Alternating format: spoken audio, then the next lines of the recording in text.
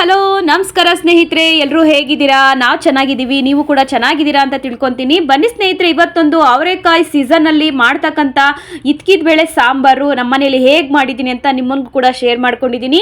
ಇಷ್ಟ ಆದರೆ ಲೈಕ್ ಮಾಡಿ, ಶೇರ್ ಮಾಡಿ, ಸಬ್ಸ್ಕ್ರೈಬ್ ಮಾಡಿ. ಹಾಗೆ ಸ್ನೇಹಿತರೆ, ಇತ್ಕಿದ ಬೇಳೆ ಸಾಂಬಾರನ್ನ ನಾವು ಈ ಥರ ಕರಿತೀವಿ, ಬಟ್ ಬೇರೆ ಕಡೆ ಯಾವ ರೀತಿ ಕರೀತಾರೋ ನನಗೆ ಗೊತ್ತಿಲ್ಲ. ನಮ್ಮ ಹಳ್ಳಿ ಸೈಡಲ್ಲಿ ಇತ್ಕಿದ ಬೇಳೆ ಸಾಂಬಾರು ಅಂತಲೇ ಕರೆಯೋದು. ಮತ್ತು ಅವರೆಕಾಯಿ ಸೀಸನ್ ಅಂತೂ ಸ್ಟಾರ್ಟ್ ಆಗಿದೆ. ಮೊದಲನೇ ಸಾರಿ ನಾನು ನಮ್ಮ ಮನೆಯಲ್ಲಿ ಈ ವರ್ಷದಲ್ಲಿ ಮೊದಲನೇ ಸಾರಿ ಮಾಡಿದ್ದೀನಿ ಇತ್ಕಿದ ಬೇಳೆ ಸಾಂಬಾರು. ಇದ್ರ ಜೊತೆ ತುಪ್ಪ ಹಾಕ್ಕೊಂಡು ರೈಸ್ ಜೊತೆ, ಮುದ್ದೆ ಜೊತೆ ಅಥವಾ ಚಪಾತಿ, ಪೂರಿ, ಇಡ್ಲಿ, ದೋಸೆ ಯಾವುದ್ರ ಜೊತೆ ಕಾಂಬಿನೇಷನ್ ಸಕ್ಕದಾಗಿರುತ್ತೆ. ಬನ್ನಿ ಸ್ನೇಹಿತರು, ಇದನ್ನು ಹೇಗೆ ಮಾಡಿದೆ ಅಂತ ತೋರಿಸ್ತೀನಿ.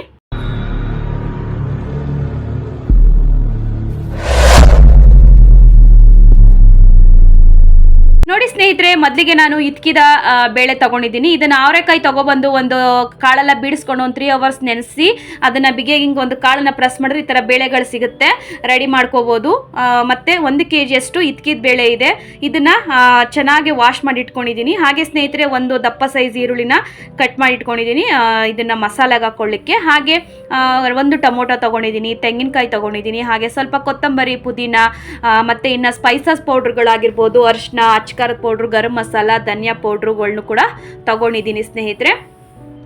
ಮಸಾಲ ಅಂತೂ ಸಖತ್ತಾಗಿರುತ್ತೆ ಸ್ನೇಹಿತರೆ. ಮಸಾಲ ಹಾಕಿ ಮಾಡೋದ್ರಿಂದ ತುಂಬ ಚೆನ್ನಾಗಿರುತ್ತೆ. ತುಂಬ ವೆರೈಟೀಸ್ಗಳನ್ನ ಮಾಡ್ಬೋದು ಇತ್ಕಿದ ಬೇಳೆಯಲ್ಲಿ.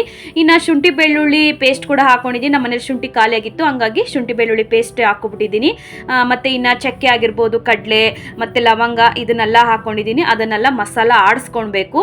ಇನ್ನು ಒಂದು ಕಡೆ ಪಾತ್ರೆ ಇಟ್ಟು ಅದಕ್ಕೆ ಸ್ವಲ್ಪ ಒಂದು 4 ಟೇಬಲ್ ಸ್ಪೂನ್ ಅಷ್ಟು ಎಣ್ಣೆ ಹಾಕಿ ಅದಕ್ಕೆ ಈರುಳ್ಳಿ ಹಾಕಿ ಕಾಳನ್ನೆಲ್ಲ ಫ್ರೈ ಮಾಡ್ಕೊತಾ ಇದ್ರೆ ಬೇಗ ಆಗುತ್ತೆ ಸಾಂಬಾರು ಅಂತೇಳಿ ಒಂದು ಕಡೆ ಮಸಾಲೆಗೂ ರೆಡಿ ಮಾಡ್ಕೊಂಡಿದ್ದೀನಿ, ಇನ್ನೊಂದು ಕಡೆ ಸಾಂಬಾರ್ಗೂ ಕೂಡ ರೆಡಿ ಮಾಡ್ಕೊತಾ ಇದ್ದೀನಿ. ನೋಡ್ತಾ ಇರ್ಬೋದು ಸ್ನೇಹಿತರೆ, ಈರುಳ್ಳಿ ಸ್ವಲ್ಪ ಫ್ರೈ ಆದಮೇಲೆ ನಾವು ಇತ್ಕಿದಂಥ ಕಾಳುಗಳನ್ನ ಬೇಳೆನ ಹಾಕಿ ಚೆನ್ನಾಗಿ ಫ್ರೈ ಮಾಡ್ಕೋಬೇಕು. ಅದ್ರ ಪಾಡ್ಗೆ ಅದು ಫ್ರೈ ಆಗ್ತಾ ಇರುತ್ತೆ. ಇನ್ನು ಈ ಕಡೆ ಮಸಾಲೆಗಳನ್ನ ಆಡಿಸ್ಕೊಬಿಡೋಣ ಅಂತ ಹೇಳಿ ರೆಡಿ ಮಾಡ್ಕೊಂಡಿದ್ದೀನಿ ಸ್ನೇಹಿತರೆ. ಇನ್ನು ಅವರೆಕಾಯಿ ಸೀಸನಲ್ಲಂತೂ ಇದಂತೂ ಎಷ್ಟು ಜನಕ್ಕೆ ಇಷ್ಟ ಇತ್ಕಿದ ಬೇಳೆ ಸಾರು ಅಂತ ನನಗೆ ಕಮೆಂಟ್ ಬಾಕ್ಸಲ್ಲಿ ತಿಳಿಸಿ.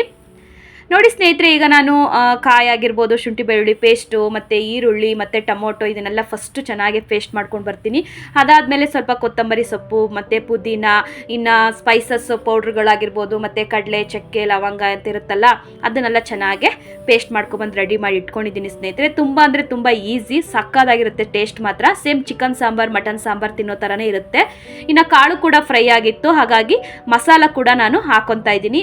ಪಕ್ಕದಲ್ಲೇ ಬಿಸಿನೀರು ಕಾಯಿಸಿಟ್ಕೊಂಡಿದ್ದೆ, ಹಾಗಾಗಿ ಮಸಾಲೆಗೆ ನಾವು ಎಷ್ಟು ಸಾಂಬಾರು ಬೇಕು ಅಂತೇಳಿ ನೀರು ಹಾಕ್ಕೊಂಡು ಆ ಮಸಾಲೆಲ್ಲ ಮಿಕ್ಸ್ ಮಾಡ್ಕೊಂಡು ನಾವು ಅದನ್ನ ಎತ್ತಿ ಪಾತ್ರೆ ಒಳಗಡೆ ಹಾಕಿದಾಗ ನಮಗೆ ಈ ಸಾರು ಎಷ್ಟು ಕ್ವಾಂಟಿಟಿ ಬೇಕು, ನಮ್ಮ ಕಡೆ ಸಾಂಬಾರು ಅಂತಾರೆ, ಸಾರು ಅಂತಾರೆ, ಬಟ್ ನಮ್ಮ ಕಡೆ ಆಲ್ಮೋಸ್ಟ್ ಸಾರು ಸಾಂಬಾರು ಅಂತಲೇ ಯೂಸ್ ಮಾಡ್ತೀವಿ. ನಿಮ್ಮ ಕಡೆ ಏನಂತ ಕರಿತೀರಾ ಅಂತ ಹೇಳಿ ನನಗೆ, ಆಯಿತಾ? ಹಳ್ಳಿ ಭಾಷೆ ಬಿಡೋಕ್ಕಾಗೋದೇ ಇಲ್ಲ ಸ್ನೇಹಿತರೆ. ಹಳ್ಳಿ ಭಾಷೆನೇ, ಹಂಗಾಗಿ ನಮಗೂ ಬಂದ್ಬಿಡುತ್ತೆ ಫ್ಲೋ ಅಲ್ಲಿ. ಈಗ ಸ್ನೇಹಿತರೆ ನೋಡಿ, ಉಪ್ಪು ಖಾರ ಎಲ್ಲ ಚೆಕ್ ಮಾಡಿಕೊಂಡು ನಮಗೆ ಎಷ್ಟು ಸಾಂಬಾರು ಕ್ವಾಂಟಿಟಿ ಬೇಕು ಅಷ್ಟು ತಕ್ಕಾಗೆ ನಾವು ನೀರು ಹಾಕೋಬೇಕಾಗತ್ತೆ. ಉಪ್ಪು ಖಾರ ಎಲ್ಲ ನೋಡಿ ಹಾಕ್ಕೊಳ್ಳಿ ಸ್ನೇಹಿತರೆ. ನಮ್ಮ ಮನೆ ಅನುಗುಣವಾಗಿ ನಾವು ಉಪ್ಪು ಖಾರಗಳನ್ನ ಹಾಕೋತೀವಿ. ನಿಮ್ಮ ಮನೇಲಿ ಖಾರ ಜಾಸ್ತಿ ತಿಂತಾರೆ ಅಂದರೆ ಸ್ವಲ್ಪ ಖಾರ ಜಾಸ್ತಿ ಹಾಕೋಬೋದು, ಆ ಥರ ನೋಡಿ. ಈಗ ಸಾಂಬಾರು ಕುಕ್ಕರ್ ಮುಚ್ಚಳ ಮುಚ್ಚಿಬಿಟ್ರೆ ಕಾಳು ಎಲ್ಲ ಕ್ಲೀನಾಗೆ ಸಾಫ್ಟಾಗಿ ಬೆಂದ್ಬಿಡುತ್ತೆ, ಕಾಳು ಕೈಗೆ ಸಿಗಲ್ಲ. ಹಾಗಾಗಿ ನಮ್ಮ ಮನೆಯವ್ರು ಬೆಳಗ್ಗೆನೇ ಹೇಳ್ಬಿಟ್ಟು ಹೋಗಿದ್ರು, ಕಾಳೆಲ್ಲ ಜಾಸ್ತಿ ಬೇಯಿಸ್ಬೇಡ, ಕೈಗೆ ಸಿಗದೇದಂಗೆ ಮಾಡಬೇಡ ಅಂತ. ಹಾಗಾಗಿ ನನಗೇನು ಕೆಲಸ ಇರಲಿಲ್ಲ, ಆರಾಮಾಗಿ ಸಾಂಬಾರು ಆಗಲಿ ಅಂತ ಹೇಳಿ.